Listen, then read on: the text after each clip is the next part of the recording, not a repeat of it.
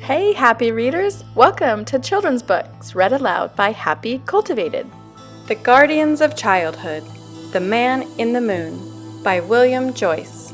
Click that subscribe button for more children's books.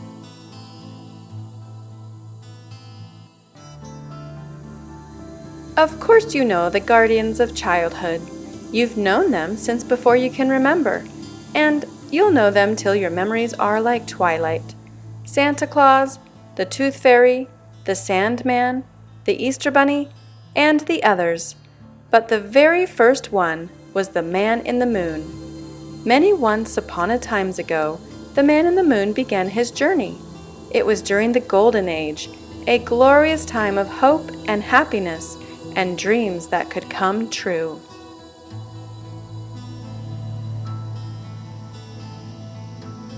As a baby, the Man in the Moon had everything a child could need. His father showed him the wonders of the heavens through his telescope, while the Moonbot crew whistled a jolly toot-toot to every passing ship. By the light of the giant glowworms, his mother read to him from her primer of planets, as the moon mice hushed one another so they could listen too. And he had a devoted little friend named Nightlight to watch over him. Together, they all sailed from one peaceful planet to another in their beautiful ship, the Moon Clipper. At night, the Moon Clipper was designed to turn into a moon, so Nightlight called the baby the Little Man in the Moon, or Mim for short.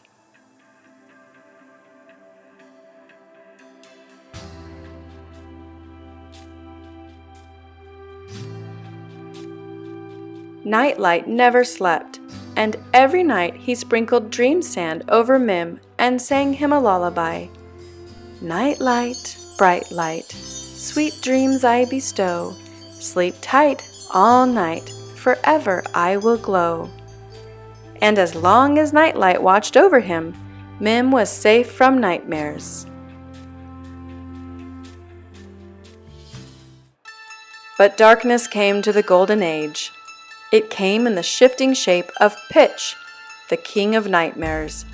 He had heard of the boy who had never had a nightmare, and this he could not abide. So he vowed to make that boy his own, a prince of nightmares.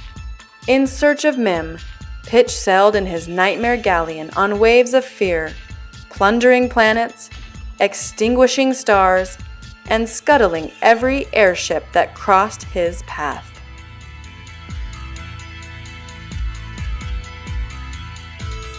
Mim's parents knew of the perfect place to hide, an uncharted little green and blue planet in a distant galaxy.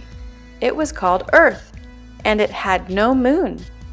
The Moon Clipper glided in deepest silence, speeding away from Pitch's darkness.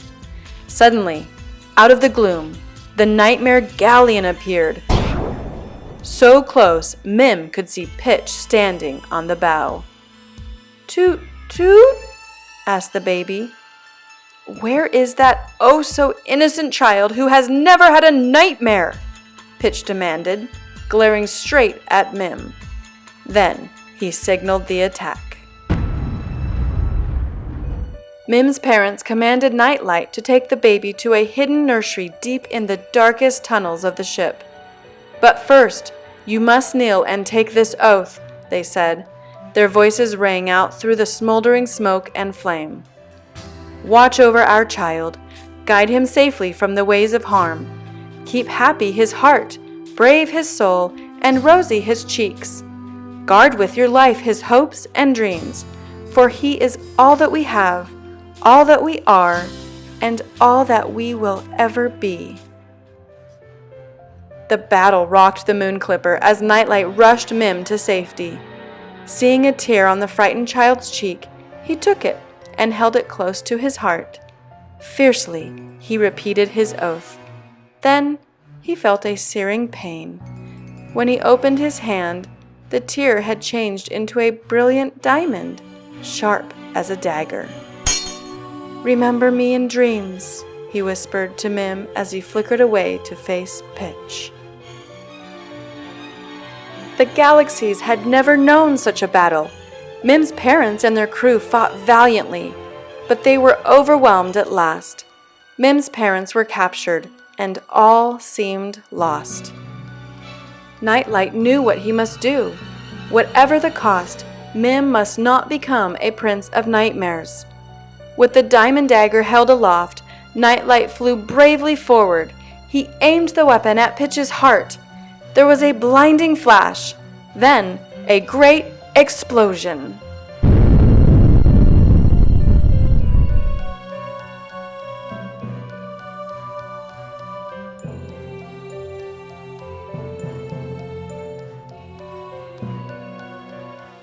When all was still, Mim crawled up to the surface.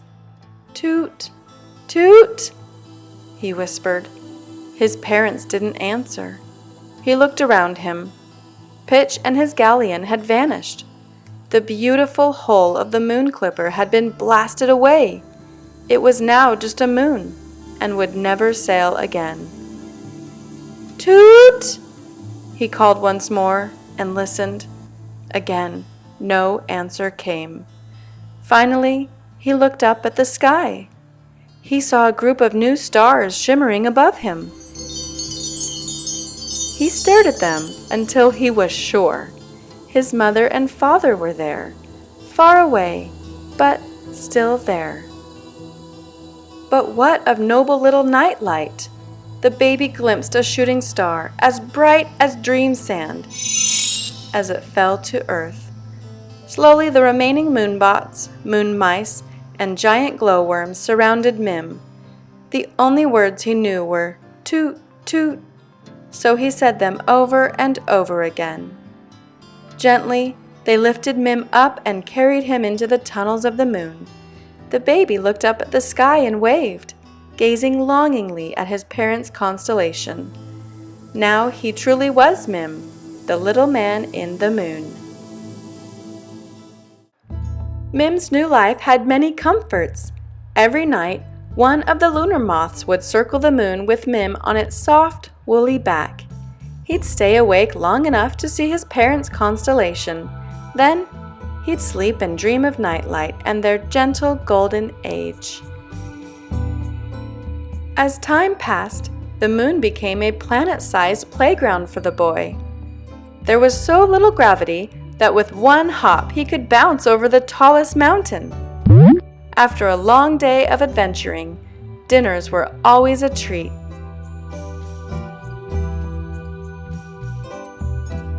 Lunar ice cream, comet surprise, space juice nectarine, and each meal was lit by schools of starfish that swam through the evening sky. As young Mim wandered through the moon's tunnels, he discovered the primer his mother used to read to him. In the book was something he had completely forgotten: the little green and blue planet. He ran to his father's telescope. As he peered into it, he remembered the long-ago shooting star that had fallen to Earth. But it was not Nightlight he found. "There are children on Earth! Children like me!" he cried.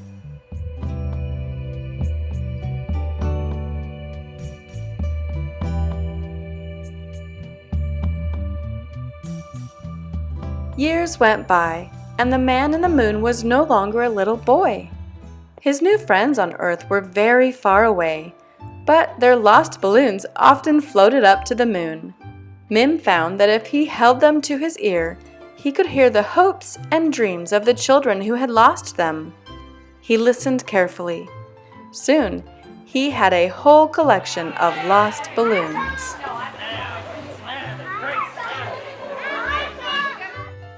Mim learned that sometimes the children just needed a toy, or a candy, or a prize, or a sweet dream, or a good story to cheer them up. So Mim gazed down upon the earth, scanning mountaintops so remote they were hidden in clouds. There he found a grand toy maker to make the children toys, a regal rabbit to make them candy eggs, and a fairy from the kingdom of Punjum Hailu to leave prizes under their pillows. He even found a sleepy little fellow on a faraway sandy island who seemed to know all there was to know about dreams. And lastly, Mim brought the children of Earth a lovely lady who would tell them stories.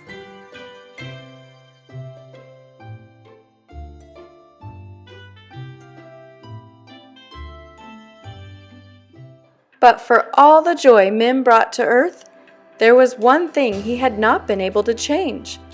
The children were still afraid of the dark. Although Pitch and his nightmare men were nowhere to be seen, Mim knew that the children still had nightmares. And after all this time, he had never had one himself. Mim thought he would know everything when he grew up, but of course he did not. "This growing up is a tricky business," he said to himself. Every day he listened to the lost balloons and watched the children through his telescope and wondered how he could help them. "If only I could find them a friend like Nightlight," he thought. And so, deep in thought and remembering his friend, Mim kicked a rock, and then another, revealing a pile of very bright sand.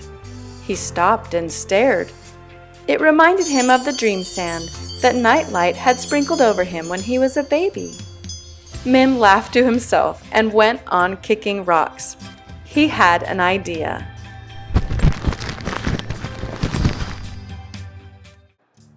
Soon the moonbots and the moon mice were kicking rocks too. When the moon mice were so tired that they could hardly hold up their tails, and the moonbots were so creaky that they could barely move, Mim called upon the toy maker and the rabbit, the fairy and the others from Earth to fly up and lend a hand.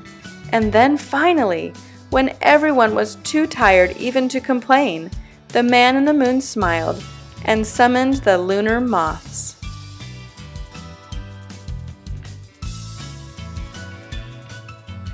The bright sand had made the moon 100 times brighter. Now the children of Earth will see the moon's smiling face and know they have a nightlight to guard them forever, said Mim.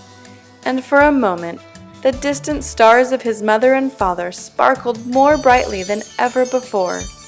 Mim began to sing.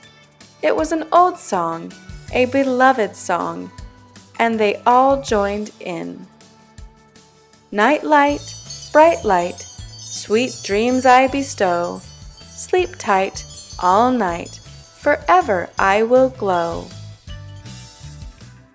The man in the moon knew then that he could be a guardian of the children of Earth, just as Nightlight had been his guardian long ago. But he would need help, and so he gathered everyone together. "Now, my friends," he said, "kneel and take this oath." It was much like the one Nightlight had taken long ago, and now it would be their own. "We will watch over the children of Earth, guide them safely from the ways of harm, keep happy their hearts, brave their souls, and rosy their cheeks. We will guard with our lives their hopes and dreams, for they are all that we have, all that we are, and all that we will ever be." So began the Guardians of Childhood.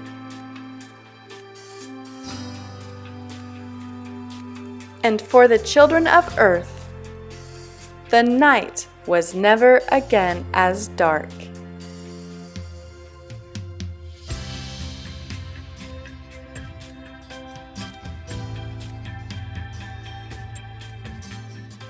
Thanks for reading with Happy Cultivated.